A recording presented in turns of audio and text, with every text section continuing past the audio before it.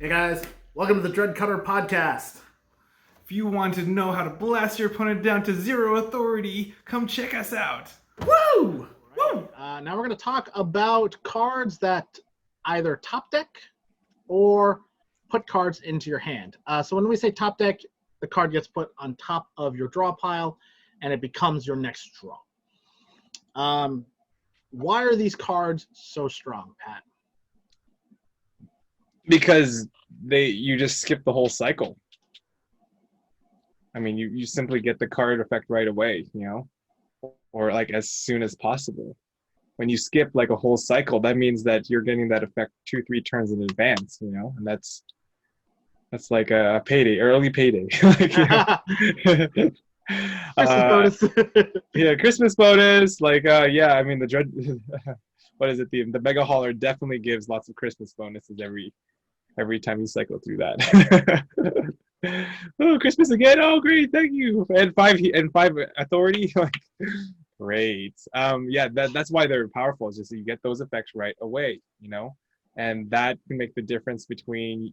That can literally make the difference between you winning and losing. You get that card right away. What if you get a Dreadnought right in your hand, and just like boom, like there's 7, potentially 12 damage, and a draw card right there. Like, wow. What if you have a couple of draws in your hand and then you're able to take the advantage of the top decking? And then next thing you know, you're drawing the aging battleship, and you're getting 2 more draws than that. It just cascades all this momentum.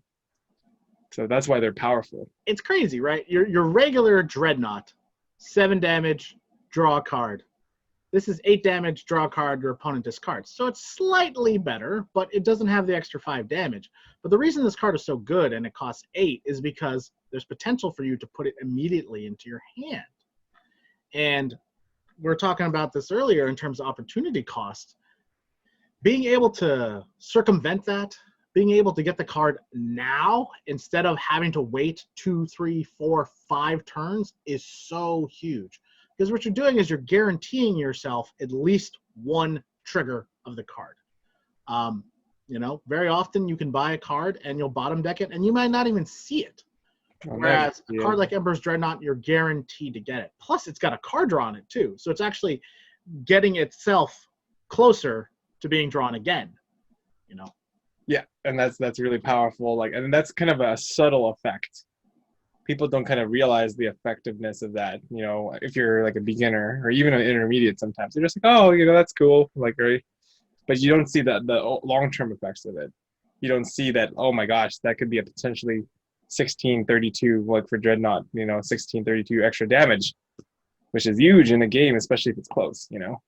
Want to go over like a couple of I was gonna say, what are some cards that you like? I like, a cool card is the Gate Ship, Mm-hmm. Just be able to acquire a card of 6 or less. Ship or base. It's like, this is the literal gateway. And just the ability to do it, like the ability to take even like a Peacekeeper and put it on the top deck. Ooh, or just any of the, or put like, what are some other cool ones? Like a patrol mech, or, even a frigate, or something like that, just right there. Like that's really huge. Another bay. And I'll agree that this is probably one of like the top 2 or 3 like 8-cost cards in the game is Factory World. Factory World. Where are we going, kids? Factory World. A 3-cost card, and the ability to put any ship or card in your hand. Oh my gosh! What if you get the? I know you just got it. You got the temperature. We gotta. It's getting hot. This is literally not only like a game changer. This is like, if we're thinking about Yu-Gi-Oh, like Exodia, like you get this card. Exodia. You're like, it's over already, because you could get a Brain World off of this and play it right away. Like that effect is itself is just like, yeah. I mean, there are like 1 or 2 drawbacks. I mean, that's if there's shitty stuff on the trade row, but when does that happen? There's usually at least 1 or 2 cards that you'll be like, oops, I'm gonna get that. Ooh, I'm gonna get that one or that one. So it's just way more powerful, and should be given its place. Yeah. I think that's one of the reasons why a card like Brain World, I would say, is slightly better than Factory World. Even though Factory World is amazing, Yeah. it is dependent on the trade row being out there. Yeah, because what if it's all like one cost like blobs and like reds, Yeah, like gives a shit, right? gives a shit, But But, really like, all if you did it- was get 3 trade and protect Yeah. your face for 6, and then yay! But here's the thing: is it's that's kind of rare though. There's always going to usually rare. be There's usually one some. 4 card plus, that you can get that will be of value to you, So, excellent card. How about you, Ryan? What are some of your favorites? Well, another one of my favorites is Warning Beacon. I think this card is incredible. Underrated. Yes, very underrated. Absolutely. It actually has won me the game sometimes, actually. It wins games. It wins so many games. This card is dangerous. So good. 2 trade, 2 damage, 2 block, 2 outpost. But if you've played a red card, you get to put it into your hand and play the base. And this card is fantastic. It is a base. There's so many red cards that red is the kind of card that requires the most synergy. Excuse me. Very, very often you need to have a red card to then draw, or have a red card to destroy a base, or have a red card to even scrap. There's a lot of red cards that don't scrap unless they have synergy. And Warning Beacon allows you to circumvent all of that. It allows you to put a base into play. It blocks 2 attack. It just does so much stuff. And there's a ton of base synergy in a lot of the later sets.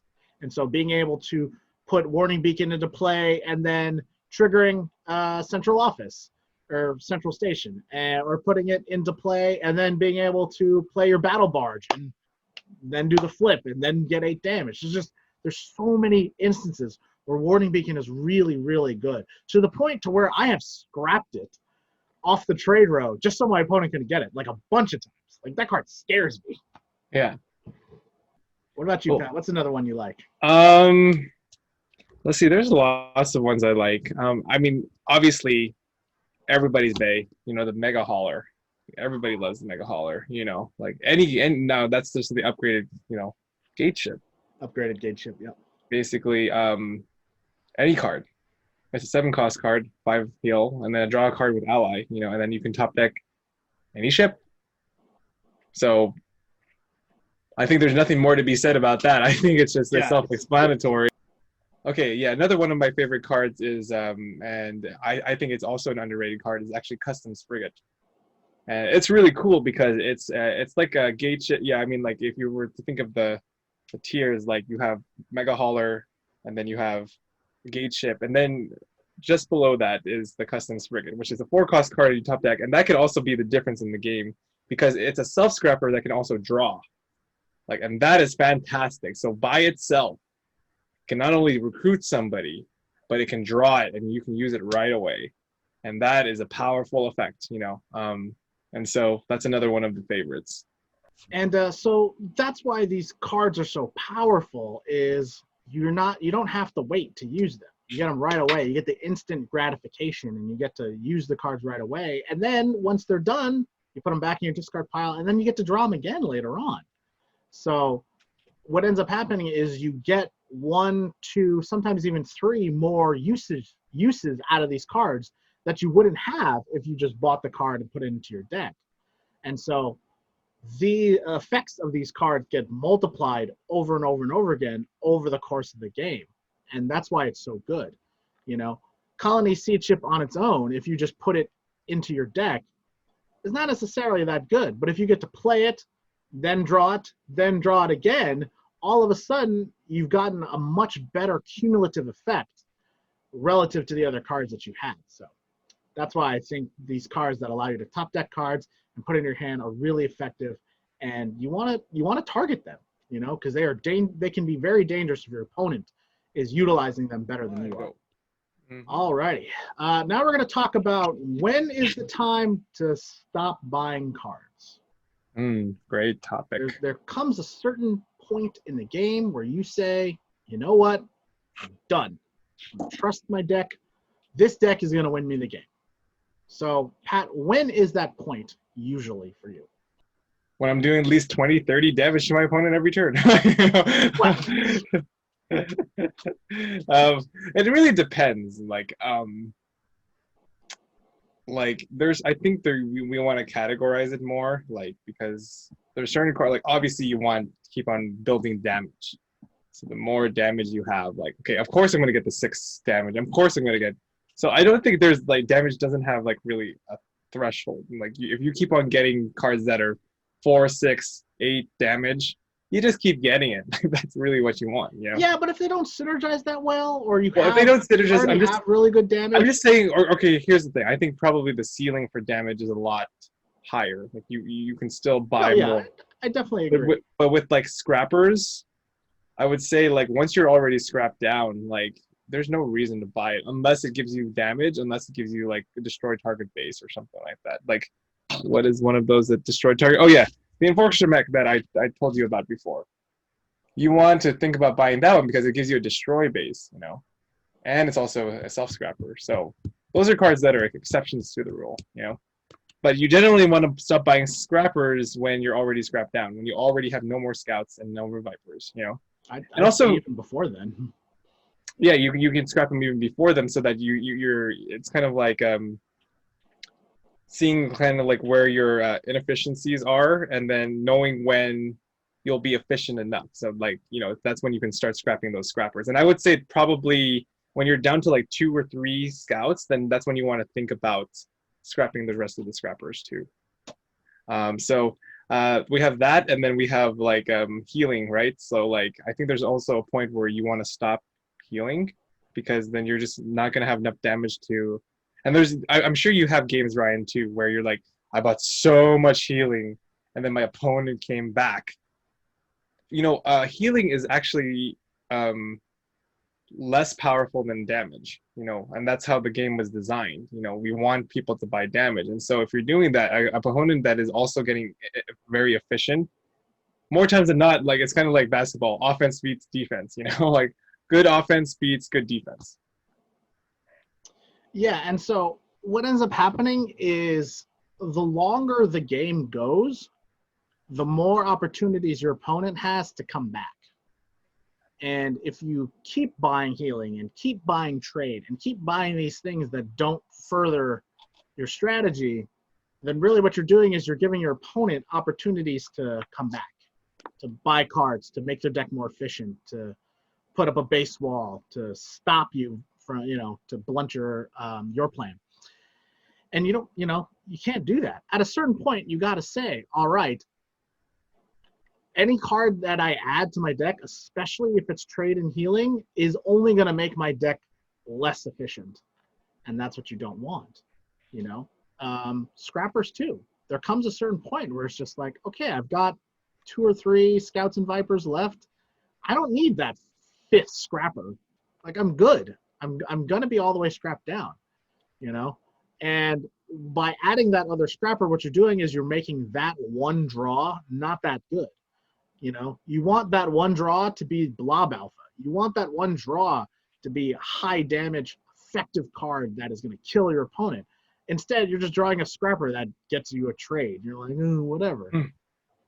I will say one exception. I think this might be an exception. Or 2 exceptions. Like, if you're blobbing, just keep on buying blobs. Yeah, that's fine. You know, or yellows, if you keep on buying yellows. Like, those 2 are like the exceptions, because specifically like yellows that actually discard your opponent, you know, or like give you more damage. Like, yeah. So I'm not saying everything like is the exception. I'm just saying that generally, if you're yellow or green, you want to keep on increasing your damage, and the way you do that, just buy more cards so that you'll get more of that synergy and more of that damage, or more of that discard, depending on what you are playing. You know, if you're playing with yellow. Absolutely. But the ones that you do add to your deck should have some sort of card draw on them, or just have massive amounts of damage on them. Yeah, exactly.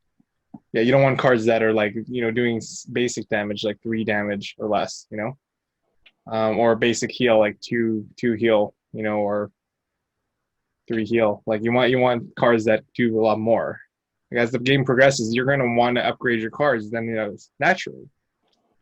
And so if you're buying all these dinky ones, like, unless they're synergizing your deck, like, Cutter, as great as Cutter is, your bay, like, at a point, like, it becomes a lot less effective late game, And then we're going to actually want to consider scrapping it, because you might have, like, a freaking Peacekeeper, like, Peacekeeper beat, Cutter hands down. And, the thing about Cutter, like, it's a very, very good early game card. But as the game goes on, it gets worse and worse and worse, especially if you don't have any blues, so it can actually deal some damage. It ends up just becoming a card that delays the game instead of actually helping you win the game. Yeah. Also, in the trade row, as the game progresses, cards change in value from early to late game.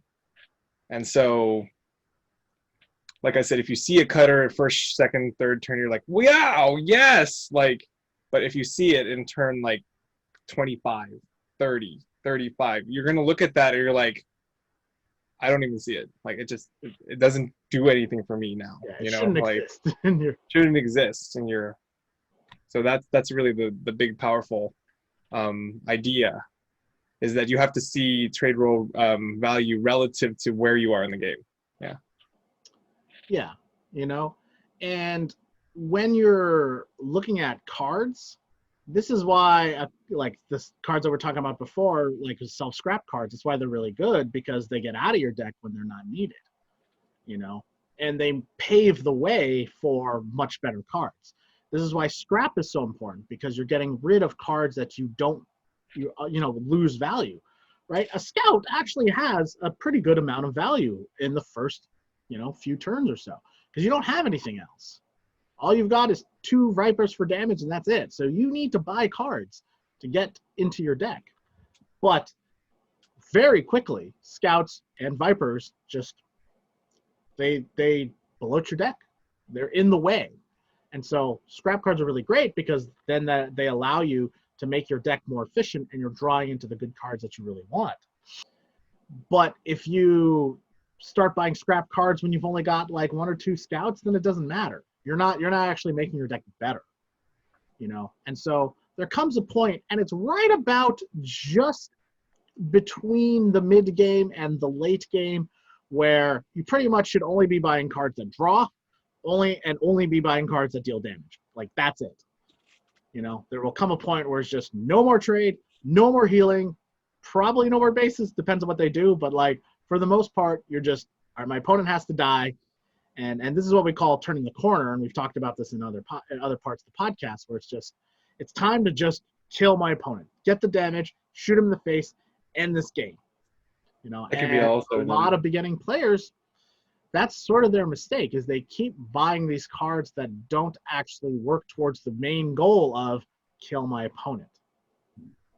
Yeah, I mean, the last thing I'll just say real quick about it is that there is a point where, I don't know, we'll call it like the red alert or something like that, red alert, where it's like, I see the only option for me to win is to outdamage my opponent, Red alert! Red alert! Red alert! He's gonna die! I'll have the battle station. He has 3 scrappers, or he has way too many blues. Like, he bought Brain World. Like, or he bought Brain World. There's a clock.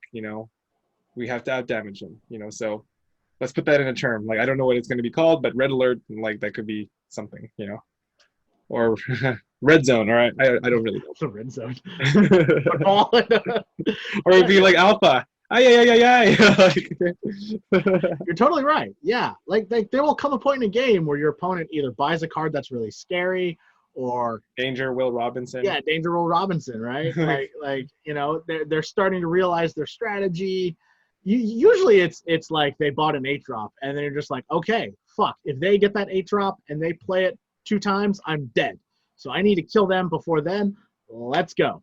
And then when you hit that point, you cannot afford to buy, let me get something that gives you trade. Let me get the deal. Let me get Barter World. Let me get that. No, it's done. It's done. You have to get all the damage you possibly can, and they have to die before they pull these cards, because then they'll kill you with those cards. Yeah. So all they need is time. And what you got to do is cut that time off. They've put you on a clock. It's time for you to finish that game. Alrighty. Now we're going to talk about overscrapping. And the basic idea is that there comes a point when you've bought your scrappers that you don't have enough trade or enough damage to actually kill your opponent. So your deck is really efficient, but it doesn't have a lot of stuff in it. And that's the problem with overscrapping. And so usually what this happens when you buy like 3 1-cost scrappers right away. And then you're just like, oh, I'm going to get rid of all my scouts. So I'm going to get rid of my 5-person, get rid of all my scouts. But then you just don't buy stuff that actually helps you win. And then all you do is just left with the scrappers. I don't know. What do you think, Pat? Yeah, I mean, like, I think one of the first tournaments we played, like, I was a victim of overscrapping, So I would get like, so I was playing our friend Alex, Mm-hmm. and he didn't really have any scrap. So I was like, yeah, I'm going to grab like 4 or 5 scrappers and game over, right? The problem was like 3 of those scrappers didn't do damage. They were just kind of like one cost, one trade, everything. At the time we thought that, scrapping was king. So if you got more scrappers than your opponent, you win, But little did I know, one missile bot. And just like, I would only, when I got really crispy down to like 5 cards, I realized that I was doing maybe like 12 damage and like I had like 3 or 4 trade. And at that point I was just like, I can't buy anything on the trade road that's of any value. And what would he get? Base, 6-cost base, Dreadnought, all these different cards that just do more damage and just do more. And then eventually like he would just wear me away, because I couldn't buy anything. And if I added something to my deck, it would actually not be very valuable. And so that's when I realized there's a point where you can overscrap. And that point might be like 4 scrappers, or 5 scrappers that you have in your deck, depending on what it is. So if it's like really cool, like 4, 5, or 6 cost card that also give you also other things like base destruction or trade or something like that, then that's great. But if there's just like the 1 to 3 scrappers, you have to really watch out with that. You have to make sure that you are filling yourself up with like damage or trade, alongside it. You have to mix that in. So a great thing would be, hey, let's get a freighter, or let's get like a blob, like a trade pod or something like that, just to mitigate that. So you're drawing into that every time, I'm getting 6 trade every time. Great. You can buy a whole bunch of things, or I'm getting 20 to 25 damage. Oh, game over, like stuff like that. Is that and so like I said, as a rule of thumb, I always go with 3 solid scrappers, and that seems to be the most efficient, like in terms of like the cost early on versus the benefit later. It's I found that more times than not, my deck gets really crispy really fast with 3. So I'd like to hear what you think, Ryan, about the whole thing. Yeah. I don't adhere to the 3 scrapper rule as much, because a lot of times I find myself buying scrappers just to keep it away from my opponent. Yeah, and there's definitely that too. Yeah. And you can always use the scrappers to scrap the other scrappers, which I think is fine. But what I like what you're talking about, because what it does is it shows that you don't want scrap to just be your only strategy. Exactly, and that's why I instigated the 3. Because if you go 4 or 5, like then you're just going to make it about scrapping, instead of like thinking about the other effects. Now, if those other 2 were really valuable, like a patrol mech or like a mech enforcer, like we've been talking about in past podcasts, like that is something you want to look at. That's when the scrappers become powerful, when they have effects and things that are just way beyond just kind of the initial basic effects, Yeah, that's what makes those 5-cost scrappers so good, is because you're getting the scrap, but you're also getting 6 damage, or you're getting the scrap and a base destruction, or both.